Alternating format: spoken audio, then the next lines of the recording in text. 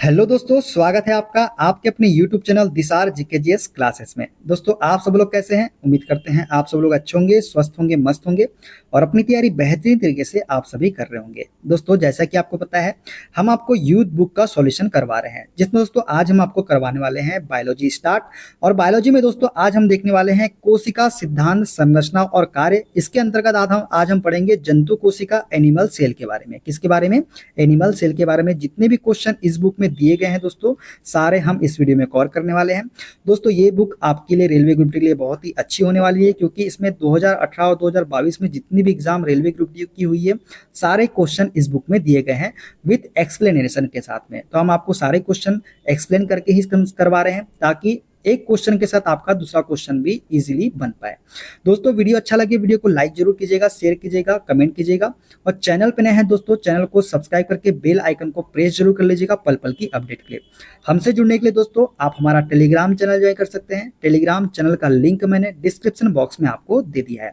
चलिए दोस्तों, देर ना करते हुए स्टार्ट करते हैं आज की बायोलॉजी की अपनी क्लास नंबर फर्स्ट। पहले हम देखेंगे दोस्तों जीव विज्ञान की प्रमुख शाखा के बारे में। जितने भी क्वेश्चन इस बुक में दिए गए हैं वो सारे question. Major branches of biology. देखते हैं पहला क्वेश्चन, जीवाश्मों के अध्ययन को क्या कहा जाता है? दोस्तों, जीवाश्मों के अध्ययन को जो है ये क्या कहा जाता है? तो जीवाश्म विज्ञान कहा जाता है। क्या कहा जाता है? जीवाश्म विज्ञान। तो राइट आंसर क्या हो जाएगा? ऑप्शन बी हो जाएगा। प्राचीन काल के जानवरों, पौधों एवं अन्य जीवों के संरक्षित अवशेषों या चिन्हों का अध्ययन क्या कहलाता है? जीवाश्म विज्ञान कहलाता है। क्या कहलाता है? जीवाश्म विज्ञान, पेलियंटोलॉजी कहलाता है। ठीक है, अब बात कर लेते हैं नृ विज्ञान की, जिसे बोलते हैं एंथ्रोपोलॉजी। एंथ्रोपोलॉजी में दोस्तों मानव शास्त्र या मानव विज्ञान का अध्ययन किया जाता है। किसमें? एंथ्रोपोलॉजी में। पुरातत्व विज्ञान, आर्कियोलॉजी की बात करें तो मानव संस्कृति के विकास क्रम को समझने एवं उसकी व्याख्या करने का कार्य करता है। कौन सा? आर्कियोलॉजी, पुरातत्व विज्ञान।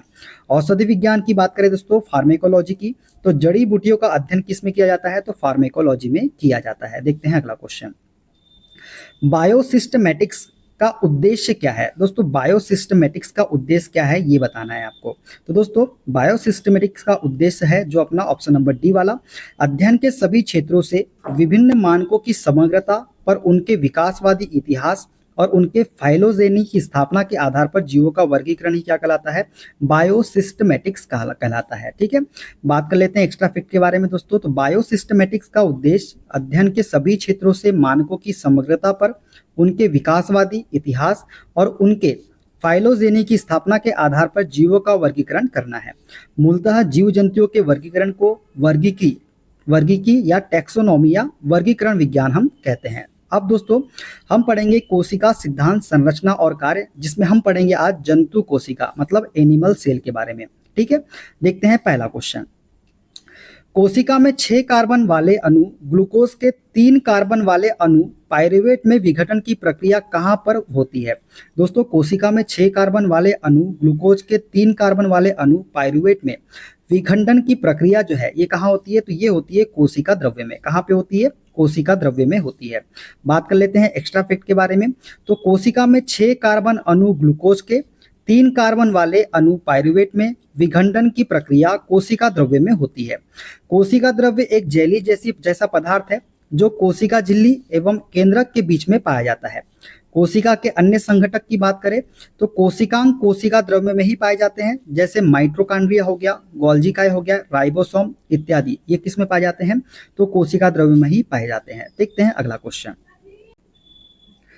कोशिका के केंद्रक के अतिरिक्त निम्न में से किन 2 कोशिकांगों के अपने डीएनए और राइबोसोम होते हैं? तो दोस्तों, कोशिका के केंद्रक के अतिरिक्त लवक और माइटोकॉन्ड्रिया के अपने डीएनए और राइबोसोम होते हैं। तो ऑप्शन ए इसका करेक्ट आंसर हो जाएगा। कौन सा? लवक और माइटोकॉन्ड्रिया। बात करते हैं एक्स्ट्रा फैक्ट के बारे में दोस्तों। तो कोशिका में केंद्रक के अतिरिक्त लवक और माइटोकॉन्ड्रिया कोशिकांगों के अपने डीएनए और राइबोसोम होते हैं। लवक जो है दोस्तों पादप कोशिकाओं के कोशिका द्रव्य में पाए जाने वाले गोल या अंडाकार रचना है। इनमें पादपों के लिए महत्वपूर्ण रसायनों का निर्माण होता है। जीवाणु एवं नीलहरित शैवाल को छोड़कर शेष सभी सजीव पादप एवं जंतु कोशिकाओं के कोशिका द्रव्य में अनियमित रूप से बिखरे हुए दोहरी झिल्ली आबंध कोशिकांगों को सूत्रकर्णिका या माइटोकॉन्ड्रिया हम कहते हैं। ठीक है, ये सभी आपको याद रखना है। देखते हैं अगला क्वेश्चन।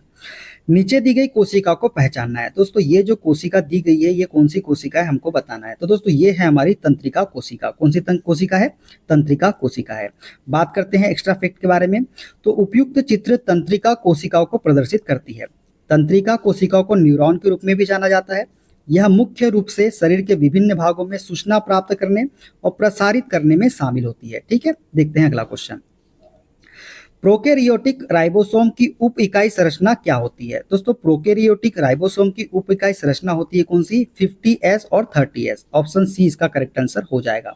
बात करते हैं एक्स्ट्रा फैक्ट के बारे में। तो प्रोकैरियोटिक में राइबोसोम कोशिका की जीवद्रव्य झिल्ली से जुड़े होते हैं। दोस्तों प्रोकैरियोटिक में राइबोसोम जो है ये कोशिका की जीवद्रव्य झिल्ली से जुड़े होते हैं। ये 15 से 20 नैनोमीटर आकार की होती है और दो उप इकाइयों में 50S और 30S की बनी होती है, जो आपस में मिलकर 70S प्रोकैरियोटिक राइबोसोम बनाते हैं। राइबोसोम के ऊपर प्रोटीन संश्लेषित होती है। ठीक है, राइबोसोम के ऊपर ही क्या होती है? प्रोटीन संश्लेषित होती है। देखते हैं अगला क्वेश्चन।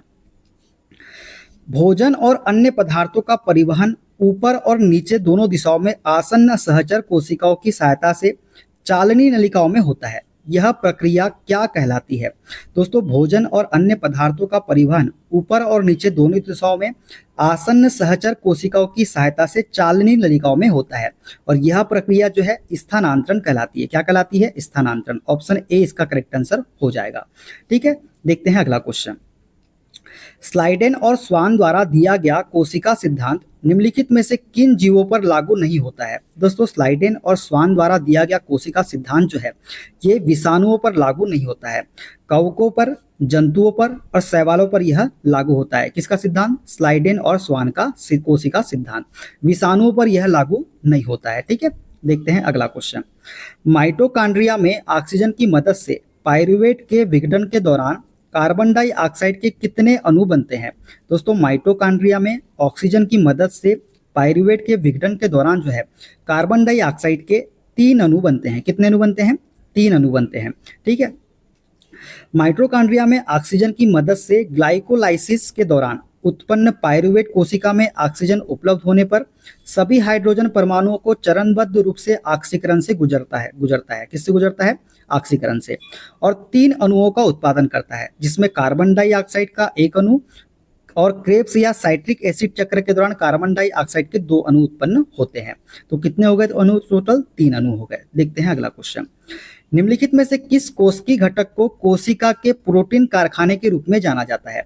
दोस्तों प्रोटीन के कारखाने के रूप में जाना जाता है किसको? राइबोसोम को। किसको जाना जाता है? राइबोसोम को। अभी हमने बनाया प्रोटीन संश्लेषित करते हैं राइबोसोम। ठीक है, राइबोसोम प्रोटीन संश्लेषण का स्थल है, इसलिए इन्हें कोशिका का प्रोटीन कारखाना भी कहा जाता है। जिस प्रक्रिया से राइबोसोम प्रोटीन उत्पादन करता है उसे ट्रांसलेशन कहा जाता है। क्या कहा जाता है? ट्रांसलेशन। देखते हैं अगला क्वेश्चन। हड्डी की कोशिकाएं एक कठोर मैट्रिक्स में सन्निहित होती है, जो बनी होती है। दोस्तों हड्डी की कोशिकाएं जो है एक कठोर मैट्रिक्स में सन्निहित होती है, जो किससे बनी होती है? कैल्शियम और फास्फोरस से। किससे? कैल्शियम और फास्फोरस से बनी होती है। बात करते हैं एक्स्ट्रा फैक्ट के बारे में। तो अस्थि कोशिकाएं एक कठोर मैट्रिक्स में सन्निहित होती है, जो कैल्शियम और फास्फोरस के यौगिकों से बनी होती है।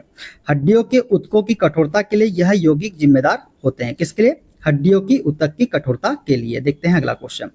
अधिकांश कोशिकीय प्रक्रियाओं के लिए ऊर्जा मुद्रा क्या होती है? दोस्तों अधिकांश कोशिकीय प्रक्रियाओं के लिए ऊर्जा मुद्रा जो होती है ये होती है एटीपी। क्या होती है? एटीपी होती है। एटीपी का फुल फॉर्म क्या होता है? Adenosine triphosphate. ठीक है, अब बात कर लेते हैं एक्स्ट्रा फैक्ट के बारे में। तो अधिकांश कोशिकीय प्रक्रियाओं के लिए एडिनोसिन ट्राइफॉस्फेट एटीपी ऊर्जा मुद्रा होती है। एटीपी एक जटिल कार्बनिक रसायन होता है। यह जीवित कोशिकाओं आदि में पाया जाता है। यह जीवित कोशिकाओं में कई प्रकार की अलग अलग प्रक्रिया चलने के लिए ऊर्जा आदि प्रदान करने का कार्य करता है, जैसे कि आवेग हो गया, प्रसार हो गया, मांसपेशियों का संकुचन होगा, रासायनिक संश्लेषण। ये सभी कार्य किसके द्वारा होते हैं? तो एटीपी के द्वारा ही ऊर्जा प्रदान करने का कार्य करता है एटीपी। ठीक है, देखते हैं अगला क्वेश्चन। यीस्ट कोशिकाओं द्वारा अवायवीय किण्वन की भांति ऑक्सीजन की अनुपस्थिति में पाइरूवेट डैश में परिवर्तित हो जाता है। दोस्तों यीस्ट कोशिकाओं द्वारा अवायवीय किण्वन की भांति ऑक्सीजन की अनुपस्थिति में पायरुवेट जो है ये ethanol plus carbon dioxide plus ऊर्जा में परिवर्तित हो जाता है। किसमें? एथेनॉल, कार्बन डाइऑक्साइड प्लस ऊर्जा में। कौन सी प्रक्रिया में? तो यीस्ट कोशिकाओं द्वारा अवायवीय किण्वन की भांति ऑक्सीजन की अनुपस्थिति में। देखते हैं एक्स्ट्रा फैक्ट के बारे में। तो यीस्ट कोशिकाएं द्वारा अवायवीय किण्वन की भांति ऑक्सीजन की अनुपस्थिति में pyruvate ethanol plus carbon dioxide plus ऊर्जा में परिवर्तित हो जाता है। किण्वन एक जैव रासायनिक क्रिया है जिसे जटिल कार्बनिक यौगिक सूक्ष्म सजीवों की सहायता से सरल कार्बनिक यौगिक में विघटित होते हैं। इसमें क्या होते हैं? जटिल कार्बनिक यौगिक जो है सूक्ष्म सजीवों की सहायता से सरल कार्बनिक यौगिकों में विघटित होते हैं। इसका प्रयोग जो है दोस्तों बिस्किट हो गया, पाव रोटी हो गया, शराब हो गया, दही आदि बनाने में किया जाता है। किसका प्रयोग? यीस्ट कोशिकाओं का प्रयोग। ठीक है, देखते हैं अगला। ऑक्सीजन की मदद से पायरुवेट का विघटन डैश में होता है। दोस्तों ऑक्सीजन की मदद से पायरुवेट का विघटन जो है ये किस में होता है? तो माइटोकॉन्ड्रिया में होता है। किस में होता है? माइटोकॉन्ड्रिया में। ऑक्सीजन की मदद से पायरुवेट का विघटन माइटोकॉन्ड्रिया में होता है। दोस्तों ऑक्सीजन की मदद से पायरुवेट का विघटन जो है ये माइटोकॉन्ड्रिया में होता है। पायरुवेट कई उपापचय पथों में से एक प्रमुख बायोमोलिक्यूल है। यह ग्लाइकोलाइसिस के प्राथमिक उत्पाद के रूप में सबसे उल्लेखनीय है। ग्लाइकोलाइसिस जैव रासायनिक प्रतिक्रियाओं की एक श्रृंखला है जो ग्लूकोज के एक अणु को पायरुवेट के 2 अणु में परिवर्तित करती है। माइटोकॉन्ड्रिया को कोशिका का पावर हाउस कहा जाता है। इसकी खोज जो है अल्टमैन ने की थी। कब? 1886 में। इसमें मेन पॉइंट आपको याद रखना है कि माइटोकॉन्ड्रिया को क्या कहा जाता है? कोशिका का पावर हाउस। इसकी खोज किसने की थी? अल्टमैन ने की थी। और कब की थी? 1886 में। ये आपको मेन याद रखना है। ठीक है, देखते हैं अगला क्वेश्चन। मानव कोशिकाओं में ग्लूकोज के विघटन द्वारा ऊर्जा का निर्माण होता है। ग्लूकोज के विघटन के लिए इनमें से किसकी आवश्यकता होती है? दोस्तों मानव कोशिकाओं में ग्लूकोज के विघटन द्वारा ऊर्जा का निर्माण होता है और ग्लूकोज के विघटन के लिए हमको किसकी आवश्यकता होती है? तो ऑक्सीजन की आवश्यकता होती है। किसकी? ऑक्सीजन की। ठीक है, देखते हैं अगला क्वेश्चन। एटीपी का पूर्ण रूप क्या है? तो दोस्तों एटीपी का पूर्ण रूप क्या है? एडिनोसाइन ट्राइफॉस्फेट इसका राइट आंसर हो जाएगा। ठीक है, एटीपी का फुल फॉर्म। एटीपी का पूर्ण रूप एडिनोसाइन ट्राइफॉस्फेट है। इसे जीवन की ऊर्जा मुद्रा माना जाता है क्योंकि यह अणु हमारे जीवन के दैनिक कार्यों को पूरा करने के लिए ऊर्जा संचय करने की क्षमता रखता है। इसलिए इसे आमतौर पर सेल की ऊर्जा मुद्रा के रूप में भी जाना जाता है। किसको? एटीपी को। देखते हैं अगला क्वेश्चन। कोशिकीय श्वसन का पहला चरण जिसमें 6 कार्बन अणु वाले ग्लूकोज का 3 कार्बन अणु वाले पायरुवेट में विघटन होता है, किस कोशिकांग में घटित होता है? तो कहाँ होता है? इसके पहले एक क्वेश्चन आ चुका है, तो ये होता है कोशिका द्रव्य में। ठीक है, देखते हैं अगला क्वेश्चन। निम्नलिखित में से कौन सा कोशिकीय घटक अधिकांश प्राकेंद्रियों प्रोकैरियोटिक में मौजूद नहीं होता है? तो दोस्तों इनमें से कौन सा कोशिकीय घटक है जो अधिकांश प्राकेंद्रियों प्रोकैरियोटिक में मौजूद नहीं होता है? तो ये होती है केंद्रक झिल्ली। केंद्रक झिल्ली जो है अधिकांश प्राकेंद्रियों में मौजूद नहीं होता है। ठीक है, कोशिका के केंद्रक का वह कोशिकीय घटक जो अधिकांश प्राकेंद्रियों में मौजूद नहीं होती है उसे केंद्रक झिल्ली कहते हैं। यह दोहरी परत की एक झिल्ली है जो केंद्रक को चारों ओर से घेरे रहती है, जिसमें से बाहरी झिल्ली अंतःप्रदवी जालिका से जुड़ी होती है जिस पर राइबोसोम भी पाए जाते हैं। कोशिका में केंद्रक की खोज रॉबर्ट ब्राउन ने 1831 ईस्वी में की थी, जो कोशिका का नियंत्रण केंद्र होता है। अब इसमें मेन पॉइंट क्या याद रखना है आपको कि कोशिका के केंद्रक का वह कोशिकीय घटक जो अधिकांश प्राकेंद्रिय में मौजूद नहीं होता है वो है केंद्रक झिल्ली। केंद्रक झिल्ली क्या है? यह दोहरी परत की एक झिल्ली है जो केंद्रक को चारों ओर से क्या रहती है? घेरे रहती है, जिसमें बाहरी झिल्ली अंतःप्रदवी जालिका से जुड़ी होती है। डायरेक्ट क्वेश्चन पूछता है कि कोशिका झिल्ली की बाहरी झिल्ली जो है किससे जुड़ी होती है? तो अंतःप्रदवी जालिका, ये आपको याद रखना है, जिस पर क्या पाए जाते हैं? राइबोसोम पाए जाते हैं। अब कोशिका की खोज किसने की थी केंद्रक की? तो खोज की थी रॉबर्ट ब्राउन ने खोज की थी कोशिका के केंद्रक की। कब की थी? 1831 में की थी, जो कोशिका का नियंत्रण केंद्र होता है। ठीक है, ये चीजें आपको सब याद रखना है। देखते हैं अगला क्वेश्चन। निम्नलिखित में से कौन सी मानव कोशिका अपने आकार को बदलने की क्षमता रखती है? तो दोस्तों इनमें से कौन सी कोशिका है, मानव कोशिका है जो अपने आकार को बदलने की क्षमता रखती है? तो ये है WBC। कौन सी? WBC, white blood cell. मानव कोशिका में पाए जाने वाली श्वेत रक्त कोशिकाएं, मानव कोशिकाओं में पाई जाने वाली श्वेत रक्त कोशिकाएं WBC अपने आकार को बदलने की क्षमता रखती है। ये प्रतिरक्षात्मक कोशिकाएं होती है जो संक्रमण से लड़ने में मदद करती है। इन्हें ल्यूकोसाइट्स भी कहा जाता है। क्या कहा जाता है? ल्यूकोसाइट। किसको कहा जाता है? WBC को। देखते हैं अगला क्वेश्चन। कशेरुकी की यकृत कोशिकाओं में SER द्वारा कौन सा महत्वपूर्ण कार्य किया जाता है? दोस्तों, कशेरुकियों की यकृत कोशिकाओं में SER द्वारा जो है कौन सा महत्वपूर्ण कार्य किया जाता है? तो ये किया जाता है औषधियों और विषों का निरावीसीकरण। क्या किया जाता है? औषधियों और विषों का निरावीसीकरण किया जाता है। कशेरुकी प्राणियों जीवों के यकृत कोशिकाओं में SER, इसका फुल फॉर्म क्या है? स्मूथ एंडोप्लाज्मिक रेटिकुलम नामक पदार्थ स्रावित होता है। यह एक चिकनी झिल्लीनुमा परत पाई जाती है जिसका मुख्य कार्य औषधियों और विषों का निरावीसीकरण निर्मुक्त करना है। ठीक है, देखते हैं अगला क्वेश्चन। एटीपी के टर्मिनल लिंक को तोड़ने के लिए पानी का उपयोग करने पर कितनी ऊर्जा उत्सर्जित होती है? दोस्तों, एटीपी के टर्मिनल लिंक को तोड़ने के लिए पानी का उपयोग करने पर कितनी ऊर्जा की उत्सर्जित होती है? तो ये होती है 13.5 किलो जूल प्रति मोल। कितनी होती है? 13.5 किलो जूल प्रति मोल होती है। ठीक है, तो इसका राइट आंसर हो जाएगा बी वाला। ठीक है, एटीपी के टर्मिनल लिंक को पानी का उपयोग करके तोड़ने पर निकलने वाली ऊर्जा 30.5 किलो जूल प्रति मोल है। यह ऊर्जा एटीपी के हाइड्रोलिसिस जल अवकटन की प्रक्रिया से प्राप्त होती है, जिसमें एटीपी का एक अणु एडीबी एडिनोसाइन डाइफास्फेट और एक अणु अकार्बनिक फास्फेट में टूट जाता है। इस प्रक्रिया के दौरान एक उच्च ऊर्जा फास्फेट बंधन टूट जाता है, जिससे ऊर्जा निकलती है जो कोश की कार्य को चलाने के लिए उपयोग की जा सकती है। ठीक है, देखते हैं अगला क्वेश्चन। प्राकेंद्रिकी कोशिका की कुछ विशेषताओं का उल्लेख नीचे किया गया है। दिए गए विकल्पों में से गलत विकल्प का चयन कीजिए।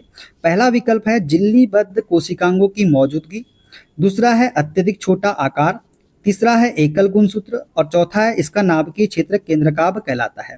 तो पहला ही वाला जो कथन है दोस्तों ये गलत है। झिल्लीबद्ध कोशिकांगों की मौजूदगी नहीं होती है। किसमें? प्राकेंद्रिकी कोशिका में। इनका आकार अत्यधिक छोटा होता है, एकल गुणसूत्र इनमें पाया जाता है, इसका नाभिकीय क्षेत्र केंद्रकाभ कहलाता है। ये बिल्कुल सही कथन है। तो बी सी डी सही कथन है।